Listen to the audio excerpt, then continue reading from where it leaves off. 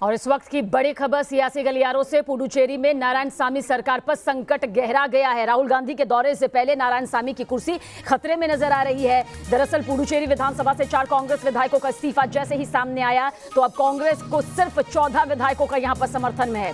नारायणसामी के 2 मंत्रियों समेत 4 विधायकों ने पार्टी छोड़ दी है, पार्टी से इस्तीफा दे दिया है। 4 विधायकों के इस्तीफे से वी नारायणसामी की सरकार जो है वो मत में आती हुई दिखाई देती है। राष्ट्रपति ने उपराज्यपाल किरण बेदी को भी हटा दिया है। तो इस वक्त की बड़ी खबर, किस तरह से वी नारायणसामी की जो सरकार है वो अल्पमत में है। 4 विधायकों के इस्तीफे के जाने के बाद विधानसभा की जो अंकड़े हैं सियासी तौर पर कुर्सी को जो मजबूती देते हैं वो डोलते हुए नजर आते हैं।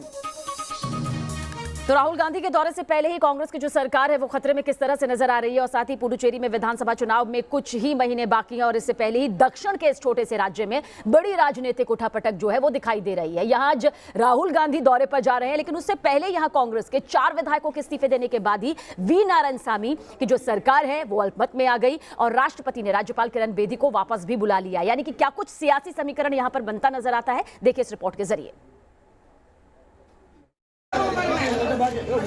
पुडुचेरी में कांग्रेस विधायक जॉन कुमार ने जैसे ही इस्तीफे का ऐलान किया, वी नारायणसामी की गठबंधन सरकार पर संकट के बादल और गहरे हो गए।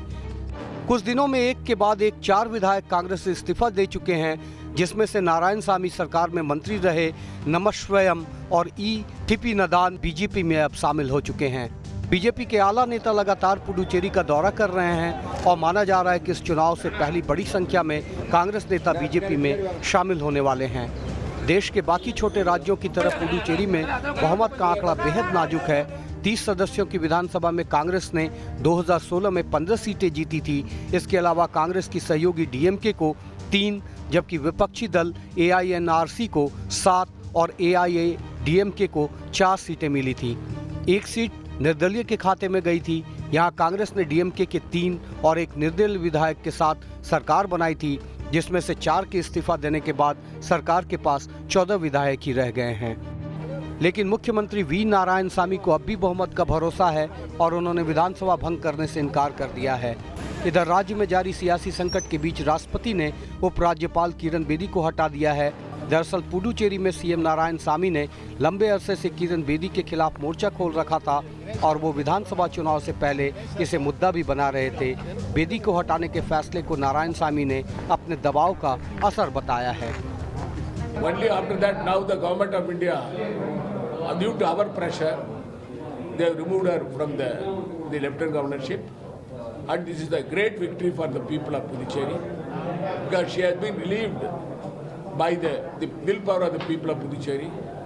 She hampered the growth in the state of Puducherry by her attitude in blocking all the welfare schemes. Now the people of Puducherry will teach a lesson to the BJP in Puducherry state. Puducherry में तेजी से घूम रहे सियासी पहिए के बीच आज कांग्रेस नेता राहुल गांधी का दौरा है। राहुल आज यहां सोलाई नगर में मछुआरों को संबोधित करेंगे और फिर भारतीय दर्शन गवर्नमेंट महिला कॉलेज में छात्रों के साथ संवाद करने वाले हैं। लेकिन पुडुचेरी के मौजूदा घटनाक्रम ने राहुल के दौरे में रंग में भंग डाल दिया है। Team news nation.